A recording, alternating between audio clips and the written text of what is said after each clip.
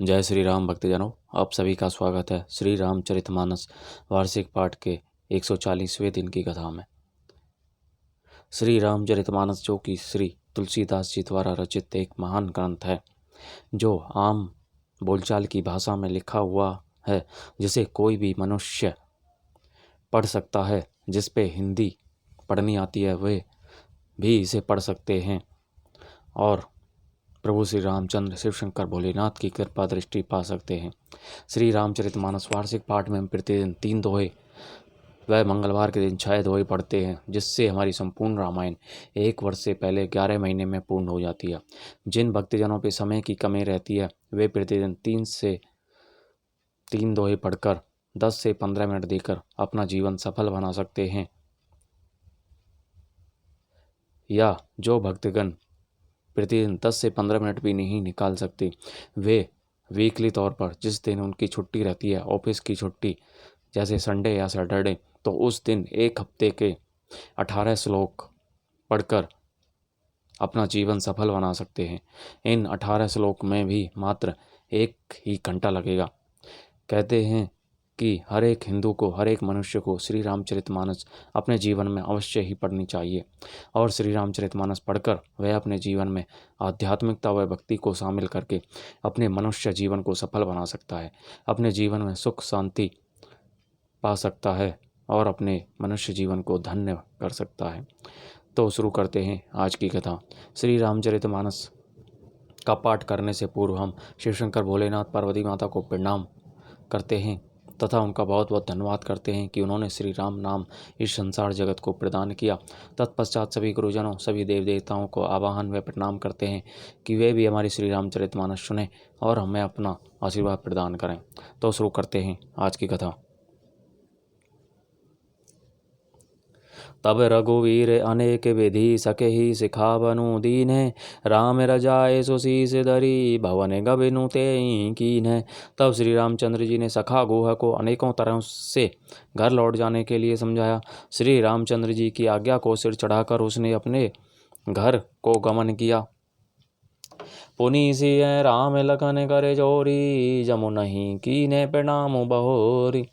चले ससिय मुदित दो भाई, रवि तनुजा कई करत बड़ाई।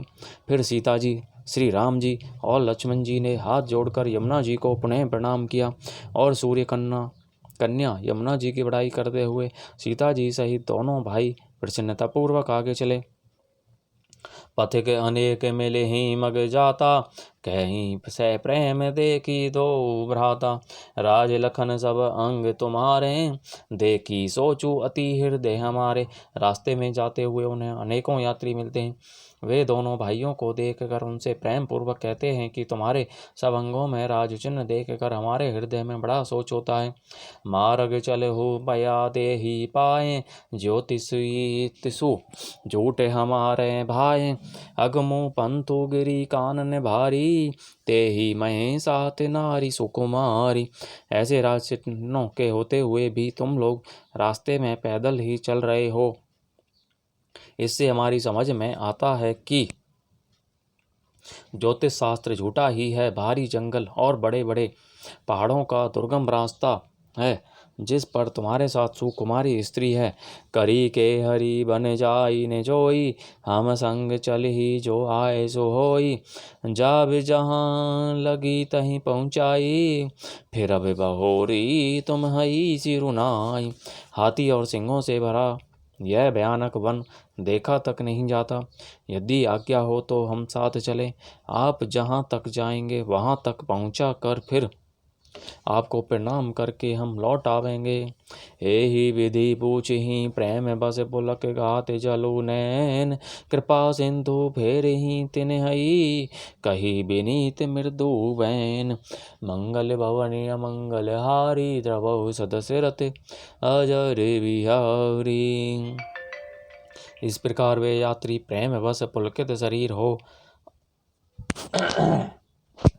और नेत्रों में प्रेमाश्रुओं का जल भर कर पूछते हैं, किंतु कृपा के समुद्र श्री रामचंद्र जी कोमल विनय युक्त वचन कहकर उन्हें लौटा देते हैं।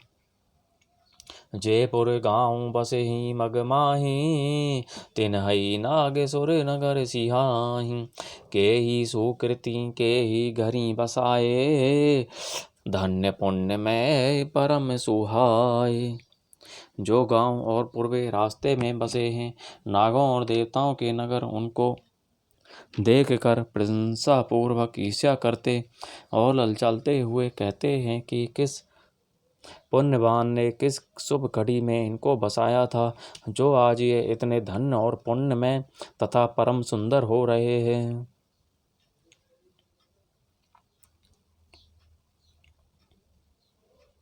जहें जहें राम चरण चले जाहि, तिन्हें समान अमरावती नाही।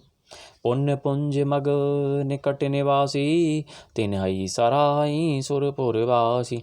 जहाँ जहाँ श्री रामचंद्र जी के चरण चले जाते हैं, उनके समान इंद्र की पुरी अमरावती भी नहीं है। रास्ते के समीप बसने वाले भी बड़े पुण्यात्मा हैं। स्वर्ग में रहने वाले देवता भी उनकी सराहना करते हैं। जय भरी नयन विलोकहि राम ही, सीता लखन सहित घन श्याम ही। जय सर सरित राम अब गाहि, तिन्हई देव सर सरित सराहि। जो नेत्र भरकर सीता जी और लक्ष्मण जी सहित घन श्याम श्री राम जी के दर्शन करते हैं, जिन तालाबों और नदियों में श्री राम जी स्नान कर लेते हैं, देव सरोवरों और देव नदियाँ भी उनकी बड़ाई करती हैं। जे ही तरु तर प्रभु बैठे ही जाई, करे ही कल्पतरु तासु बढ़ाई। पर श्री राम पद पदुम परागा, मानती भूमि भूरी निज भागा। जिस वृक्ष के नीचे प्रभु जा बैठते हैं, कल्प वृक्ष भी उसकी बड़ाई करते हैं। श्री रामचंद्र जी के चरण कमलों की रज का स्पर्श करके पृथ्वी अपना बड़ा सौभाग्य मानती है। छहाँ करे ही घन बेबुध घन बरस ही सुमन सिहाई। देखत गिरी वन बिहग मृग, रामु चले मग जाही। मंगल भवनीय मंगल हारी, द्रवहु सुदशरथ अजर बिहारी। रास्ते में बादल छाया करते हैं और देवता फूल बरसाते और सिहाते हैं। पर्वत वन और पशु पक्षियों को देखते हुए श्री राम जी रास्ते में चले जा रहे हैं। सीता लखन सहित रघुराई, गाँव निकट सब जब निकस ही जाय। सुनी सब बाल वृद्ध नर नारी, चले ही तुरत गृह काजु बिसारी। सीता जी और लक्ष्मण जी सहित श्री रघुनाथ जी जब किसी गांव के पास जा निकलते हैं, तब उनका आना सुनते ही बालक बूढ़े स्त्री पुरुष सब अपने घर और काम काज को भूलकर तुरंत उन्हें देखने के लिए चल देते हैं। राम लखन सिय रूप निहारी, पाई नयन फलूं हो ही सुखारी। सजल बिलोचन पुलक शरीरा, सब भय मगन देखी दो वीरा। श्री राम लक्ष्मण और सीता जी का रूप देख कर नेत्रों का परम फल पाकर वे सुखी होते हैं। दोनों भाइयों को देख कर सब प्रेमानंद में मग्न हो गए। उनके नेत्रों में जल भर आया और शरीर पुलकित हो गए। बरनी न जाई दशा तिन्हें केरी, लही जनु रंकन है सुरमणि ढेरी। एक अन्न एक बोली सीख देही, लोचन लाहू लेहू छन एही। उनकी दशा वर्णन नहीं की जाती, मानो दरिद्रों ने चिंतामणि की ढेरी पा ली हो। वे एक एक को पुकार कर सीख देते हैं कि इसी क्षण नेत्रों का लाभ ले लो। राम ही देखी एक अनुरागे, चितवत चले जाहि संग लागे। एक नयन मग छवि उर आनी, होहि शिथिल तन मन बरबानी। कोई श्री रामचंद्र जी को देखकर ऐसे अनुराग में भर गए हैं कि वे उन्हें देखते हुए उनके साथ लगे चले जा रहे हैं। कोई नेत्र मार्ग से उनकी छवि को हृदय में लाकर शरीर मन और श्रेष्ठ वाणी से शिथिल हो जाते हैं, अर्थात उनके शरीर मन और वाणी का व्यवहार बंद हो जाता है। एक देखी बट छां भली डासी मृदुल तृणपात कहीं गवाई है छिन को श्रमो गब नभ अब ही की प्रात मंगल भवनीय मंगलहारी द्रवौ दशरथ अजरे बिहारी।